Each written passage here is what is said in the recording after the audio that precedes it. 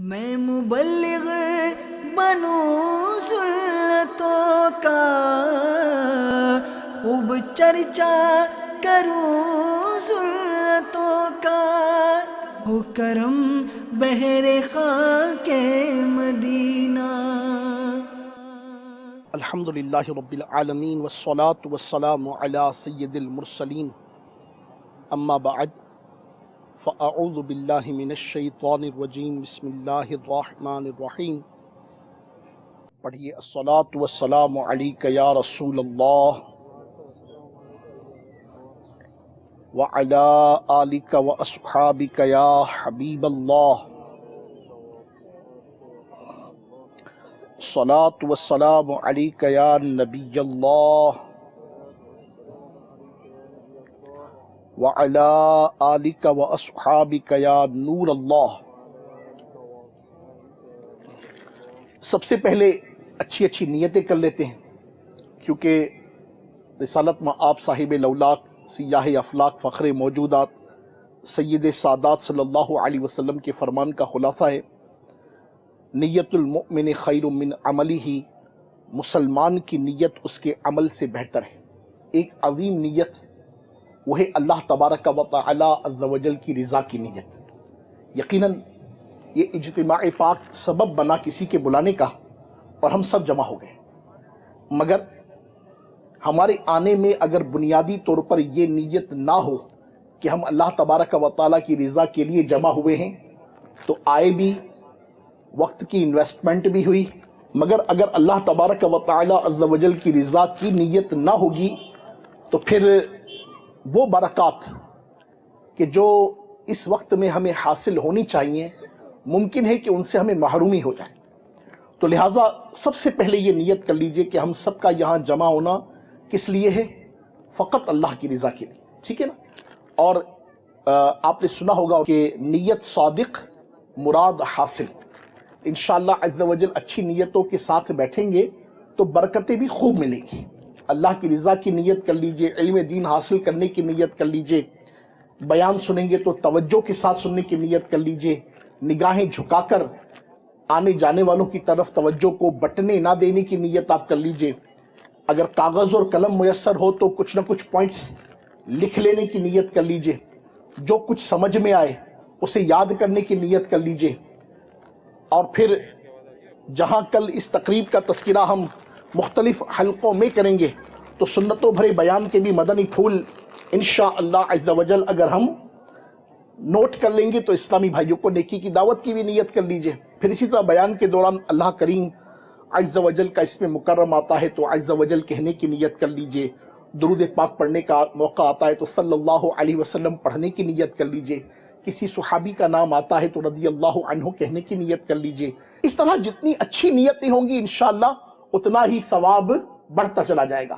پیارے آقا میٹھے مصطفیٰ صلی اللہ علیہ وسلم پر درود و سلام پڑھنے کی بے حد برکتیں آپ نے علماء سے اور مبلغین سے درود پاک کی بے شمار برکتیں سنی ہوں گی۔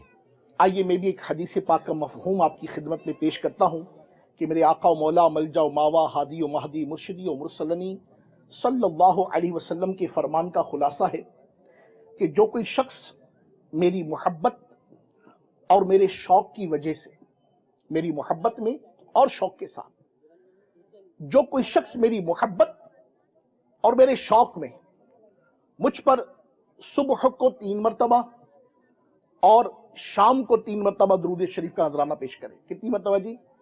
صبح کو 3 مرتبہ اور شام کو 3 دفعہ۔ کتنا مختصر عمل ہے، مگر برکات سنیے اور جھومیے۔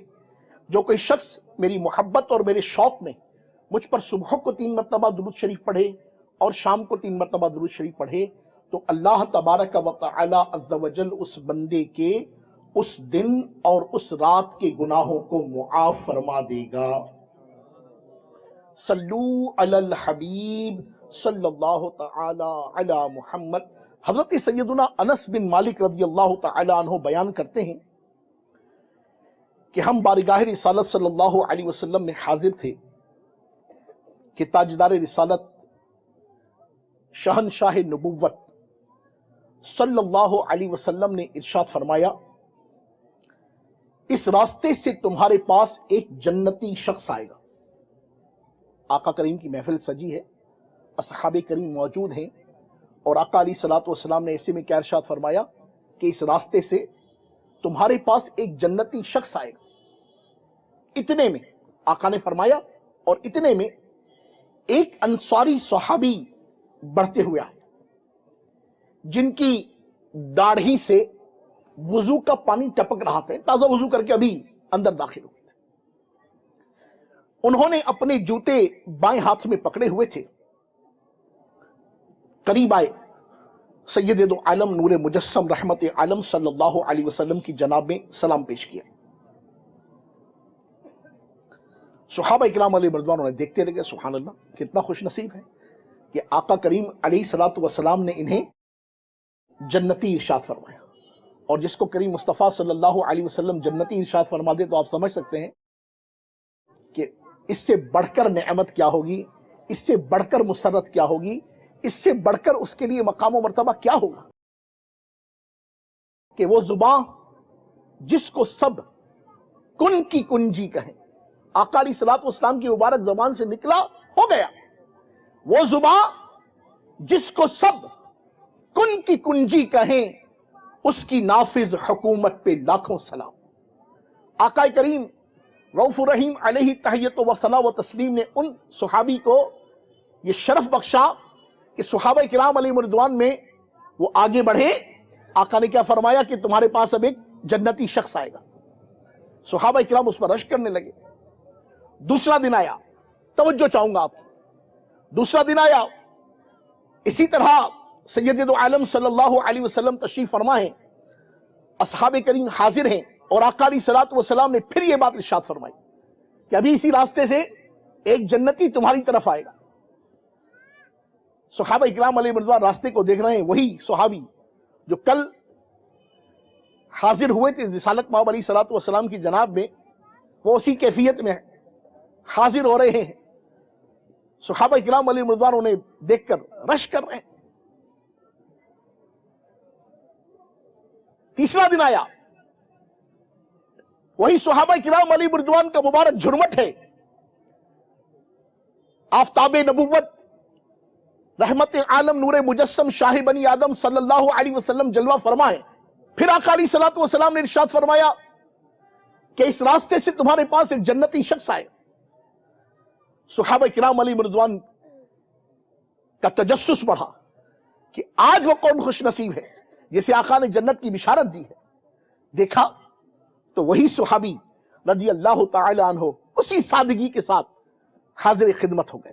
وہاں موجود صحابہ کرام علیہ رضوان کو بڑا رشک آیا کہ 3 دن ہو گئے نبی پاک علیہ الصلوۃ والسلام روزانہ اجتماع پاک میں اپنے صحابہ کرام علیہ رضوان کے مبارک جھرمٹ میں ایک شخص کو جنتی قرار دیتے ہیں، اس کے آنے کی نوید سناتے ہیں، اور ہم انہی سیدھے سادھے بھولے بھالے صحابی کو دیکھتے ہیں کہ وہ آتے ہیں کہ ان کی کیفیت یہ ہوتی ہے کہ ان کے وضو کا پانی ٹپک رہا ہے اور وہ اپنے بائیں ہاتھ میں اپنی مبارک جوتی لے کر حاضر ہو رہے ہیں، سلام پیش کرتے ہیں اور محفل میں حاضر ہو جاتے ہیں. ایک صحابی جن کا نام تھا سیدنا عبداللہ بن عمر رضی اللہ تعالی عنہ، جب محفل برخاست ہوئی، مجلس تمام ہوئی، یہ ان صحابی کے پیچھے چل پڑے کہ 3 دن ہو گئے آقا کریم صلی اللہ علیہ وسلم نے جن کے جنت کے جانے کے متعلق صحابہ کرام علیہ رضوان میں تذکرہ فرمایا ہے، میں دیکھوں تو صحیح ایسا ہی کرتے کیا ہیں؟ ایسا وہ کون سا کام ہے کہ جس کی وجہ سے حضور سید دو عالم صلی اللہ علیہ وبارک وسلم نے انہیں جنتی ہونے کی بشارت عطا فرمائی ہے؟ چنانچہ سیدنا عبداللہ بن عمر رضی اللہ تعالی عنہ ان صحابی کے پیچھے ہو لیے اور ان سے کہنے لگے، اللہ عز و جل کی قسم، میں نے اپنے والد سے حیا کی ہے، میں 3 دن تک ان کے پاس نہیں جاؤں گا. اگر آپ مناسب سمجھیں تو 3 دن مجھے اپنے پاس ٹھہرا لیجئے. انصاری صحابی نے کہا کوئی بات نہیں، مرحبا، آ جائیے. انہوں نے اجازت دے دی. سیدنا انس رضی اللہ تعالی عنہ فرماتے ہیں کہ حضرت سیدنا عبداللہ بن عمر رضی اللہ تعالی عنہ نے بتایا کہ میں ان صحابی کے ساتھ ان کے گھر پر چلا گیا اور 3 دن تک ان کے ساتھ دن اور رات رہا. 3 دن تک میں ان کی کیفیت کو جانچتا رہا کہ یہ کیا کرتے ہیں، ان کے معمولات کیا ہیں، ان کی عبادات کیا ہیں، ان کے وظائف کیا ہیں، ان کا طریقہ کیا ہے، وہ کون سے منفرد اعمال ہیں جن کو یہ بجا لاتے ہیں تو رسالت مآب صاحب لولاک سیاہ افلاک فخر موجودات سید سادات صلی اللہ علیہ وسلم نے انہیں جنتی ہونے کی بشارت عطا فرمائی ہے. آپ فرماتے ہیں کہ میں نے 3 دن اور 3 راتیں ان کے ساتھ گزاری، لیکن انہیں رات میں کوئی خاص عبادت کرتے نہ دیکھا. ہاں، جب وہ اپنے بستر پر کروٹ لیتے تو اللہ عز و جل کا ذکر اور اس کی کبریائی بیان کرتے، یہاں تک کہ نماز فجر کے لیے اٹھ کھڑے ہوتے.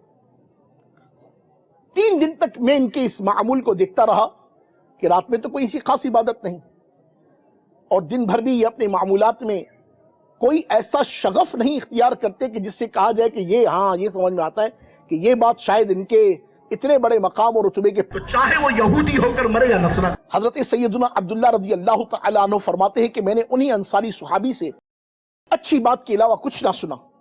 جب 3 دن پورے ہوئے تو قریب تھا کہ میں ان کے اعمال کو حقیر جانتا، کہ تم تو کوئی ایسا کام نہیں کرتے جس کی وجہ سے تمہیں اتنا بڑا رتبہ و مقام حاصل ہو گیا. لیکن جب میں نے ان انصاری صحابی سے کہا، اے اللہ کے بندے، میرے اور میرے والد کے درمیان کوئی ایسی ناراضی اور جدائی نہ تھی، بلکہ میں نے تو حضور نبی پاک صلی اللہ علیہ وسلم کو 3 بار فرماتے سنا کہ ابھی تمہارے پاس ایک جنتی شخص آئے گا، اور تینوں بار آپ ہی آئے. چنانچہ میں نے پختہ ارادہ کر لیا کہ میں آپ کے پاس ٹھہروں گا اور دیکھوں گا کہ آپ کیا عمل کرتے ہیں، تاکہ میں بھی آپ کی پیروی کروں. جو کام آپ کرتے میں بھی کروں، تاکہ مجھے بھی یہ مقام و رتبہ حاصل ہو، مجھے بھی یہ شان و عظمت حاصل ہو.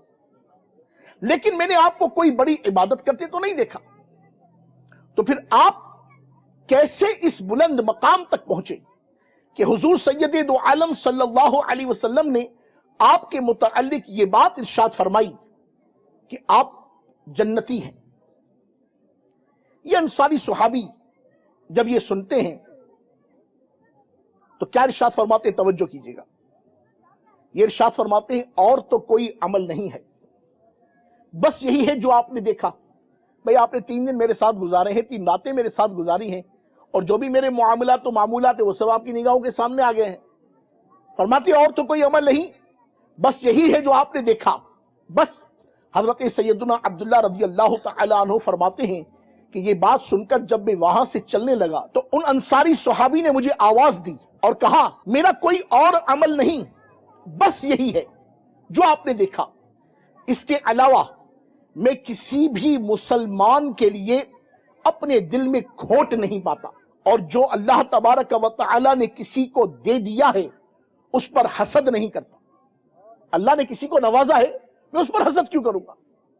حضرت سیدنا عبداللہ بن عمر رضی اللہ تعالی عنہ کہتے، بس یہی وہ عمل ہے کہ جس نے آپ کو رفعتیں بخشیں اور ہم اس کی طاقت نہیں رکھتے. صلو علی الحبیب صلی اللہ تعالی علی محمد وعلی آلہ وصحبہ وبارک وسلم. توبوا الی اللہ استغفر اللہ. صلو علی الحبیب صلی اللہ تعالی علی محمد وعلی آلہ وصحبہ وبارک وسلم. میٹھے میٹھے اسلامی بھائیوں اور پردے میں رہ کر سننے والی اسلامی بہنوں، اس واقعے میں سیکھنے کا بہت کچھ ہے اگر ہم سیکھنا چاہیں تو.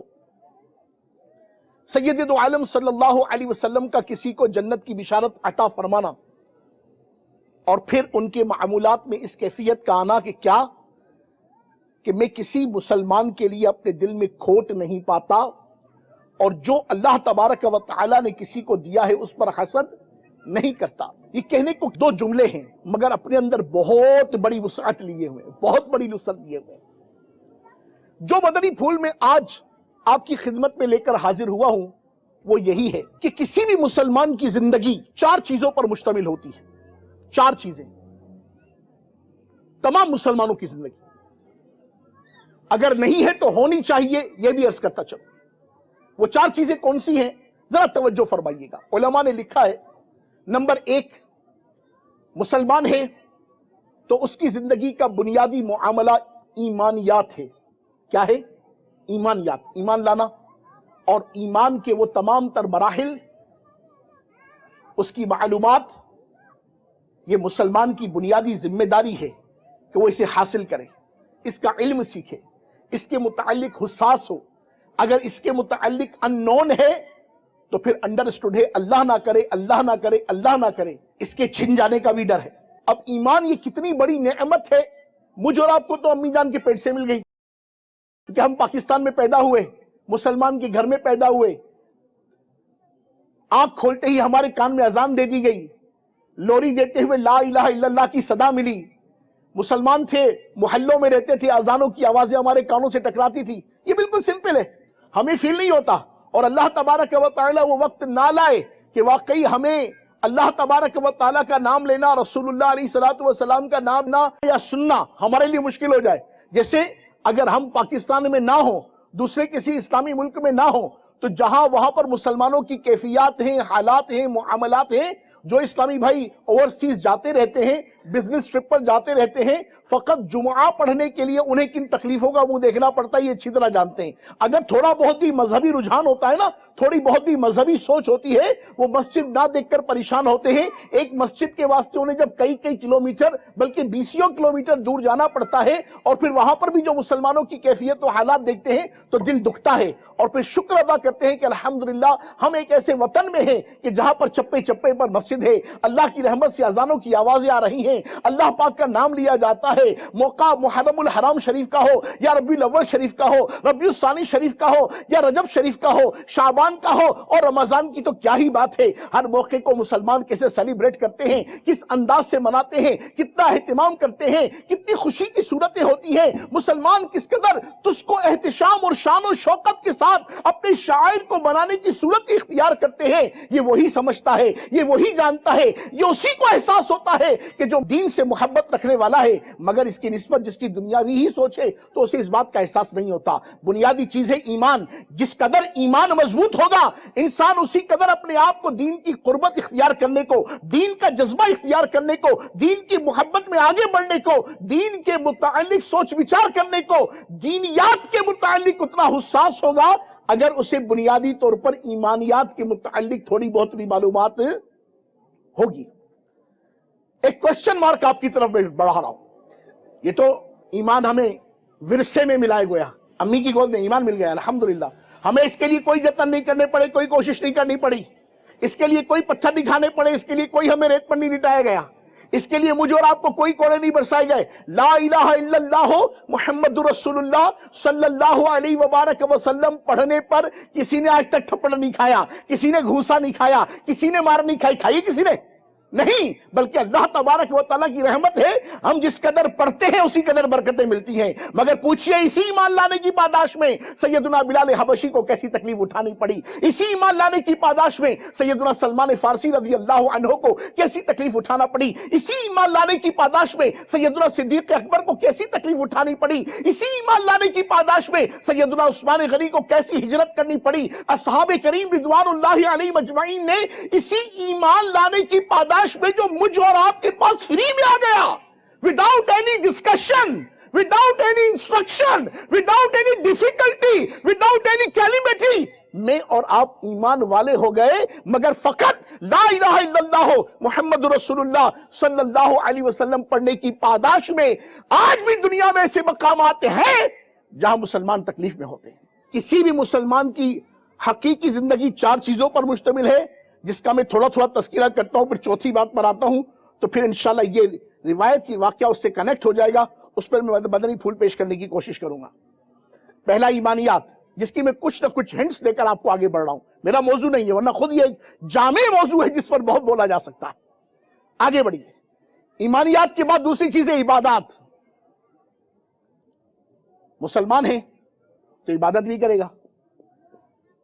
مسلمان کے لیے سب سے بڑی اور سب سے اہم عبادت کون سی ہے؟ میں نہیں بولتا، ابھی آپ اپنے آپ سے سوال کیجئے. کیا میرے علم میں ہے؟ مرحبا. نہیں ہے، سوچ میں پڑ جائیں کہ مجھے یہ بھی نہیں پتا کہ مسلمان کے لیے سب سے بڑی عبادت کون سی ہے. بلا تکلف مسلمان کے لیے سب سے بڑی عبادت، اہم عبادت نماز ہے، ٹھیک ہے؟ رمضان کے روزے ہیں، صاحب نصاب ہے تو زکوٰۃ ہے، صاحب استطاعت ہے تو حج ہے، یہ فرائض میں سے آتا ہے۔ پھر واجبات کی ایک فہرست ہے، واجبات کی فہرست میں بہت بڑی ترکیب آتی ہے عبادات کے حوالے سے ہی۔ یقیناً اس وقت میرا موضوع چونکہ یہ بھی نہیں ہے، فقط میں اسی سے بھی آپ کو آگے لے کر چلتا ہوں، یہ توجہ دلاتے ہوئے کہ ایمان تو ہمیں امی جان کے بطن سے مل گیا، مگر عبادات کے معاملے میں اور آپ کتنے حساس ہیں۔ فجر کی نماز ہماری کہاں ہوتی ہے، ظہر کی نماز میں ہم کہاں ہوتے ہیں، عصر کی نماز کی کیفیت کیا ہے، مغرب کے متعلق ہم کتنے حساس ہیں، اور عشاء کی نماز کا ہمارا احوال کیا ہے۔ یہ ہم سب کے لیے ایک سوالیہ نشان ضرور ہے۔ جو نماز پڑھتے ہیں اللہ تبارک و تعالیٰ انہیں اس کی برکتیں عطا فرمائے، مگر جو نہیں پڑھتے یہ توجہ کریں۔ اسلامی بھائی بھی غور فرمائیں، اسلامی بہنیں بھی غور فرمائیں۔ یہاں دکان سے گلے سے ہلنے کو دل نہیں چاہتا، بزنس کی ڈیل میں اتنے ہم مصروف ہوتے ہیں کہ حیا علی الصلاۃ اور حیا علی الفلاح کی آواز آ رہی ہوتی ہے، ہمیں اٹھنے کی توفیق نہیں ہوتی۔ اسلامی بہن غور فرمائیں، ہم کچن میں اتنے مصروف ہوتے ہیں کہ نہیں جناب کیسے نماز پڑھنے کے لیے چلے جائیں گے، نہیں ابھی کپڑے ناپاکی کے بچے نے پیشاب کر دیا تھا، آپ کو کہیں آنا ہو کہیں جانا ہو تو کپڑے بدلے جا سکتے ہیں، مگر اللہ تبارک و تعالیٰ کی جناب میں حاضر ہونے کے واسطے آپ کپڑے بدلنے کا ذہن نہیں رکھتے۔ ہم غور کریں، کچن کی مصروفیات، گھر کے کام کاج، دنیا بھر کے معاملات، مہمانوں کی آمد جامد، یہ سب سے پہلے چھڑواتی ہے تو ہم سے نماز۔ دنیا بھر کے سارے کام ہم نے کرنے، دنیا بھر کے سارے دھندے ہم سے ہوں گے، دنیا بھر کی ساری ایکٹیویٹی ہم نے کرنی ہے، ہوم ایکٹیویٹی ہم نے کرنی ہے، سوشل ایکٹیویٹی ہم نے کرنی ہے، گیسٹ ایکٹیویٹی ہم نے کرنی ہے، سنڈے کو جناب والا آؤٹنگ ہم نے کرنی ہے، تمام کام ہم نے کرنے۔ نہیں کرنا تو کون سا کام نہیں کرنا؟ نماز نہیں پڑھنی۔ اس کی امپورٹنس ہمارے نزدیک انتہائی ثانوی ہے، جو درست نہیں ہے۔ نماز نہ پڑھنے کی جو نحوستیں ہیں، اس کے متعلق جو احادیث میں مضمون ہے، یہ بھی عرض کرتا ہوا آگے چل پڑوں تاکہ ہمارے ذہنوں میں بیٹھ جائے کہ نماز نہ پڑھنے والے کا نام جہنم کے دروازے پر لکھا جاتا ہے۔ نماز نہ پڑھنے والے کا نام کہاں لکھا جاتا ہے؟ جہنم کے دروازے پر لکھا جاتا ہے۔ بے نمازی کے متعلق روایتوں میں آیا کہ اس کی قبر میں آگ بھڑکا دی جائے گی، اس پر ایک خطرناک سانپ مسلط کر دیا جائے گا، اور کل بروز قیامت اس کا حساب بڑی سختی سے ہوگا۔ کچن میں کوکروچ آ جائے تو کچن میں کھڑا نہیں ہوا جاتا، گھر میں چھپکلی آ جائے تو گھر سے باہر نکل کے کھڑی ہو جائیں گی۔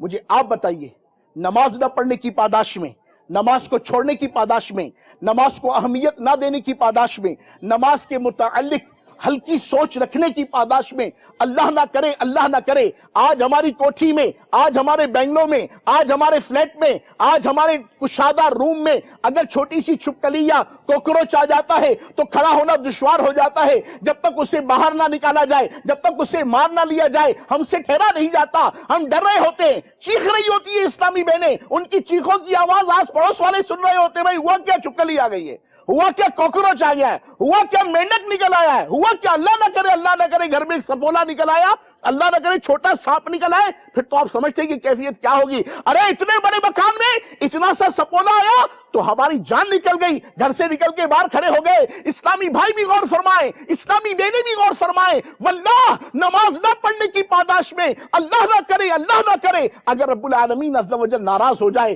اور اس کی ناراضی کی صورت میں اگر عذاب قبر ہو جائے تو قبر کا سائز کتنا ہوتا ہے؟ کتنا سائز ہوتا ہے یو نو؟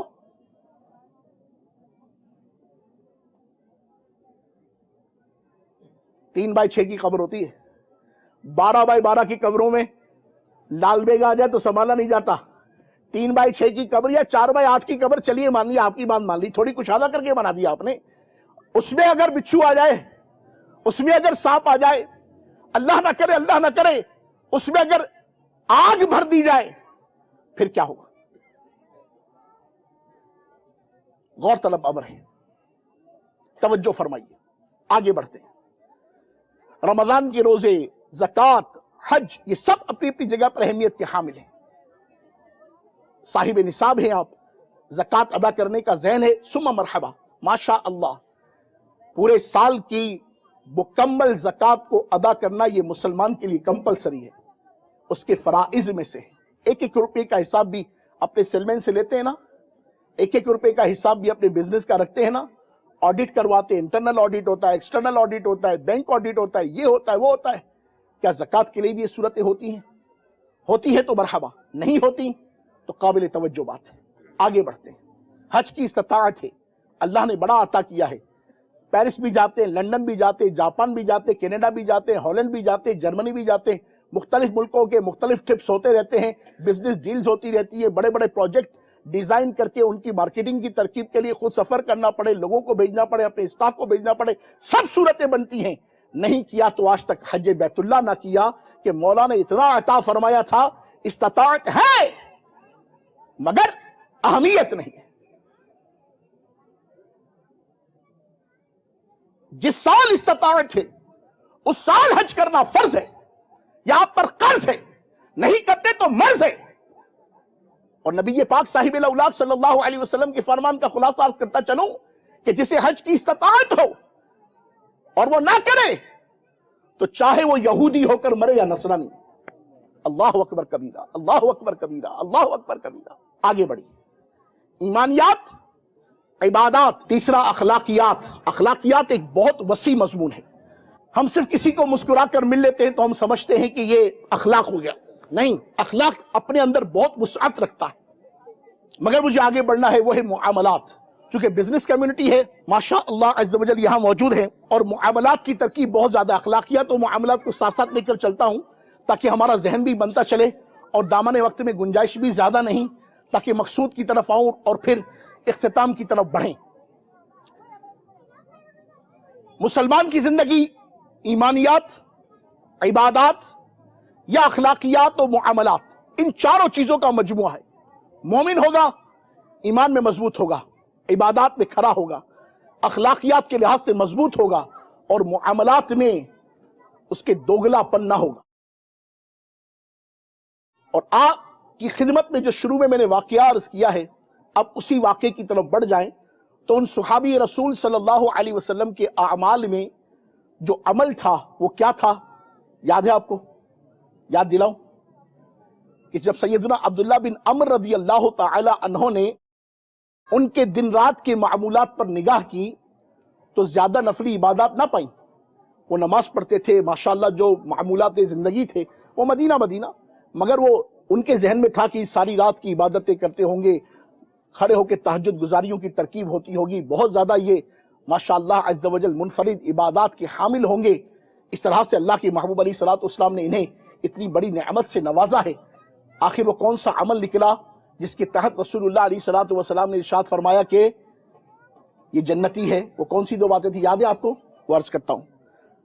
उन्होंने कहा कि किसी भी मुसलमान के लिए अपने दिल में खोट नहीं रखता, किसी भी मुसलमान के लिए अपने दिल में खोट नहीं रखता। और दूसरा क्या था? जो अल्लाह ने किसी को दिया है उस पर हसद नहीं करता। ये दो चीजें हैं। किसी मुसलमान के लिए दिल में खोट नहीं रखता। आज हमारी मुआशरती जिंदगी, आज हमारी सिविल सोसाइटी, आज जिस मुआशरे के में और आप रहने वाले हैं, इन दो चीजों के मुतालिक मेरी और आपकी हुस्सासियत कितनी ज्यादा है। क्या वाकई मैं और आप भी किसी मुसलमान के लिए दिल में खोट नहीं रखते? हम गौर करें। एक आदमी बहुत ज्यादा नमाजें पढ़ता है, रमजान के रोजे भी रखता है, हज पर हज करता है, हर साल उम्रे भी अदा कर रहा है, मगर वो मुआमलात के एतबार से इस कैफियत का हामिल है, अखलाकियात की उसकी सूरत यह है कि वो अपने मुसलमान भाइयों के मुतालिक गीबत करता है, उनकी चुगली करता है, उनके मुतालिक बदगुमानी करता है, उनसे बदलिहाजी बरतता है, उनसे बेमुरवती करता है। जब बिजनेस डील की तरकीब होती है, दिखाया कुछ जा रहा होता है, बताया कुछ जा रहा होता है, भेजा कुछ जा रहा होता है, कैफियतें बदल जाती हैं, हालात बदल जाते हैं, माल दिखाया कुछ जाता है, बेचा कुछ जा रहा होता है, सूरतें कुछ बयान की जा रही होती हैं, और जब ڈیل ہو جاتی ہے تو اس کے بعد کی کیفیات اور ہوتی ہیں. ہم اپنے مسلمان بھائیوں کے متعلق انہیں دھوکہ دینے کے حوالے سے کتنا آگے ہیں یا کتنا پیچھے ہیں یہ ہم سب غور کر سکتے ہیں. اسی طرح معاملات کے اعتبار سے آگے بڑھیے, غور کیجئے. ہماری بہن, ہمارا بھائی, ہمارے عزیز, ہمارے رشتہ دار, ہمارے پھوپھیزاد, ہمارے ماموزاد, ہمارے تایازاد, ہمارے چچا, ہمارے ماموں, ہمارے تایا, ہماری کمیونٹی, ہمارے لوگ, ان کے ساتھ ہمارے معاملات کس قدر فیئر ہیں, یہ سب غور کرنے کی بات ہے. اگر ہم اپنے مسلمان بھائی کے لیے دل میں کھوٹ رکھیں گے, اس کے لیے دل میں بغض رکھیں گے, اس کے لیے دل میں عداوت رکھیں گے, اس کے لیے دل میں منفی سوچ رکھیں گے, اس کے لیے دل میں جناب والا عجیب و غریب کیفیات رکھیں گے, ارے یار کیوں آ گیا, اس کو آنا نہیں چاہیے تھا, اس کو بلایا تھوڑی تھا, اس طرح کی باتیں وہ کہ جس سے اگر وہ اس کو پتہ چلے, اسے معلوم ہو جائے تو اس کا دل پارا پارا ہو جائے. واللہ ایک مسلمان جو آپ سے کسی طرح بھی کوئی بھی نسبت رکھتا ہے, کسی طرح کی بھی کوئی انسیت رکھتا ہے, مگر آپ اس کے لیے اپنے دل میں کیا کیفیت رکھتے ہیں اس پر ذرا غور کیجئے. آج ہمارے معاشرے میں بینگ اے انڈیویجول بات کر رہا ہوں, پہلے بینگ اے انڈیویجول بات کروں گا, پھر سوشلی بات کروں گا. بینگ اے انڈیویجول میں دیکھوں کہ میں اپنے آس پاس, اپنے اڑوس پڑوس, اپنے قریب قریب, اپنے ملنے جلنے والوں کے متعلق سوچ کیا رکھتا ہوں. کیا میری تھنکنگ پوزیٹو ہے؟ کیا میری اپروچ پوزیٹو ہے؟ کیا میرا ان کے ساتھ میل جول کا معاملہ پوزیٹیوٹی پر مشتمل ہے؟ تو انشاءاللہ اس کی برکتیں حاصل ہوں گی. اور اگر خدا نہ خواستہ اس کے اگینسٹ ہے, اس سے منافی ہے, منفی سوچ ہے, میں ان کے متعلق اپنی فکر کو منفی رکھتا ہوں, کسی کی غربت کی وجہ سے, کسی کے پیسے مانگنے کی وجہ سے, یا کسی اور غرض سے, کسی اور غایت سے, ان معاملات کی وجہ سے میرے محترم اسلامی بھائیوں جو اپنے دل میں اپنے ہی پیر بھائی, اسلامی بھائی, مومن بھائی کے متعلق ہم بغض و عناد کی فضا قائم کرتے ہیں, تو کیا یہ ہمارے اعمال و افعال میں برکتیں لے کر آئی؟ کیا ہماری کیفیات میں آپ خود اندازہ فرمائیں, معاملات میں برکتیں ہوں گی یا اللہ نہ کرے, اللہ نہ کرے, اللہ نہ کرے برکات کا خاتمہ ہوگا؟ پھر حسد, کینہ, بغض, عداوت اور نہ جانے کتنی ایسی چیزیں ہیں کہ جس سے ہمارا دل چھلنی ہے. باطنی بیماریوں نے ہمارے دل میں گھر کر رکھا ہے. ظاہر کا حال تو ہمارے سامنے ہے کہ عبادات کا کوئی حال نہیں, باطنی کیفیات کا یہ حال ہے. اخلاقیات ہمارے نہ جانے کہاں رہ گئے ہیں, معاملات میں ہمارے کھوٹ ہوتی ہے. تو آپ مجھے بتائیے تو صحیح کہ آخر برکتیں آئیں گی کہاں سے؟ اور آج ہمارے معاشرے کی بد امنی, یہ بینگ انڈیویجول بات کیا میں نے, اب سوشلی سوسائٹی پر نظر ڈالی کہ جب ہر شخص منفی سوچ رکھنے والا ہوگا تو یہ الجبرا کا قاعدہ ہے نا, minus into minus is equal to minus. ہر شخص جب انڈیویجولی اپنی اپنی جگہ پر مائنس کر رہا ہوگا, ہر شخص جب اپنی اپنی جگہ پر منفی سوچ کا حامل ہوگا, تو مجھے بتائیے کہ معاشرہ مثبت ہوگا کیسے؟ معاشرے میں امن آئے گا کیسے؟ معاشرے کی بد امنی چھٹے گی کیسے؟ ہمارے کاروبار میں برکتیں آئیں گی کیسے؟ آپ غور کرتے چلے جائیے, چونکہ عقل مندوں کے لیے اشارے کافی ہوتے ہیں. اللہ تبارک و تعالی عز و جل کی آپ پر رحمت ہو. آئیے میں آپ کی خدمت میں عرض کرتا ہوں کہ اپنے اسلامی بھائیوں کی خیرخواہی کرنا, اپنے اسلامی بھائیوں کے لیے دلوں میں نیکی رکھنا, ان کے لیے اپنے قلوب کو پاک رکھنا, ان کے متعلق اپنی سوچ کو مثبت رکھنا, اس کی برکات کیا ہیں؟ چنانچہ سنیے اور جھومیے. سیدنا معاویہ بن قرہ رضی اللہ تعالی عنہ فرماتے ہیں, لوگوں میں افضل ترین وہ ہے جو ان میں سب سے پاکیزہ سینے والا, پاکیزہ سینے والا, اور سب سے زیادہ غیبت سے بچنے والا.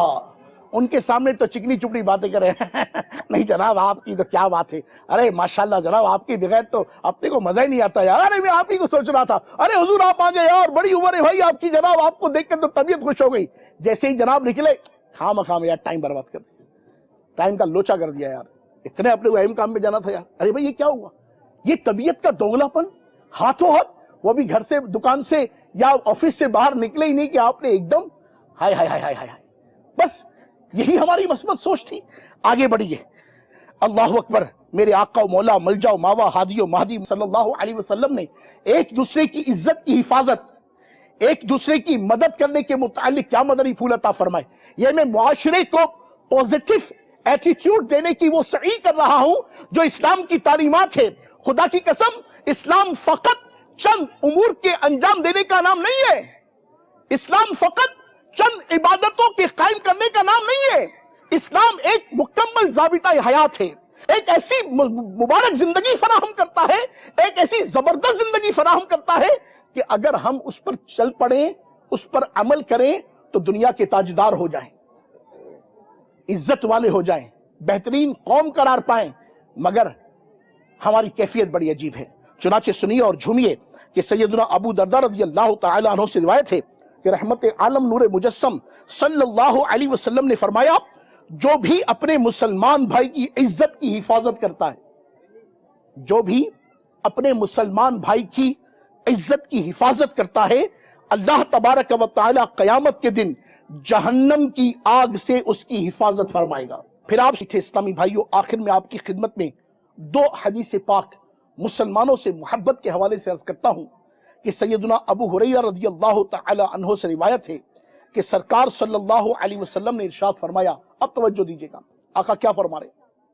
آقا علیہ الصلوۃ والسلام نے ارشاد فرمایا کہ ایمان کے بعد سب سے افضل عمل لوگوں سے محبت کرنا ہے. ایمان کے بعد سب سے افضل عمل سرکار نے کیا ارشاد فرمایا؟ لوگوں سے محبت کرنا ہے. ایک اور حدیث پاک سنیے, آقا علیہ الصلوۃ والسلام نے ارشاد فرمایا کہ میانہ روی سے خرچ کرنا نصف معیشت, لوگوں سے محبت کرنا نصف عقل, اور اچھا سوال کرنا آدھا علم ہے. اللہ تبارک و تعالی کریم مصطفیٰ صلی اللہ علیہ وبارک وسلم کے صدقہ و طفیل ہمیں ایمانیات, عبادات, اخلاقیات اور معاملات کے حوالے سے وہ سچائی, وہ سنجیدگی, وہ خوبی عطا فرمائے کہ جنہیں حاصل و اختیار کر کے ہمارا رب عز و جل ہم سے راضی ہو جائے. میٹھے میٹھے اسلامی بھائیوں, اللہ بڑا بے نیاز ہے, ہمیں اس کی نیاز مندی ہی اختیار کرنی چاہیے. اپنے معاملات و معمولات کا جائزہ لیجئے, ایمان کے اعتبار سے بھی, عبادات کے اعتبار سے بھی, اخلاقیات کے اعتبار سے بھی, اور معاملات کے اعتبار سے بھی. اور یہ مدنی سوچ ہمیں الحمدللہ دعوت اسلامی کا میٹھا مدنی ماحول عطا کرتا ہے کہ اس مہکے مدنی ماحول میں خوب سنتیں سیکھی اور سکھائی جاتی ہیں. آپ بھی دعوت اسلامی کے میٹھے مدنی ماحول سے وابستہ ہو جائیے کہ اس مدنی ماحول کے ساتھ انشاءاللہ عز و جل وابستہ ہو کر ایمان کی مضبوطی, عبادات پر استقامت, اخلاقیات کی وہ صورتیں کہ جو انشاءاللہ عز و جل اپنی مثال آپ ہوں گی, اور معاملات کی وہ سچائی اور خوبیاں کہ جو ایک مومن کا ترہ امتیاز ہونا چاہیے, انشاءاللہ عز و جل ان حوالوں سے ہماری تربیت ہوتی رہے گی. کہ دعوت اسلامی کا مدنی ماحول سیکھنے اور سکھانے کا ماحول ہے. اپنی ایمانیات و عبادات, اخلاقیات و معاملات کو درست کرنے کے لیے اس میٹھے مدنی ماحول کے ساتھ وابستہ ہو جاتے ہیں. ہفتہ وار سنتوں بھرے اجتماع میں شرکت, اور اللہ توفیق دے تو 3 دن کے مدنی قافلے میں سفر کی کوشش کیجئے کہ جہاں دنیا کے بہت سارے کام ہوتے ہیں وہاں 30 دن میں 3 دن کے مدنی قافلے میں سفر ہو جائے تو کوئی بڑی بات نہیں. اللہ تبارک و تعالی عز و جل ہمیں ہمیشہ اپنی رضا والے کاموں میں لگا رہنے کی توفیق عطا فرمائے. وما توفیقی الا باللہ. جزاک اللہ خیرا و احسن الجزا. صلو علی الحبیب صلی اللہ تعالی علی محمد وعلی آلہ وصحبہ وبارک وسلم. میں مبلغ بنوں سنتوں کا, خوب چرچا کروں سنتوں کا, ہو کرم بہر خاک مدینہ.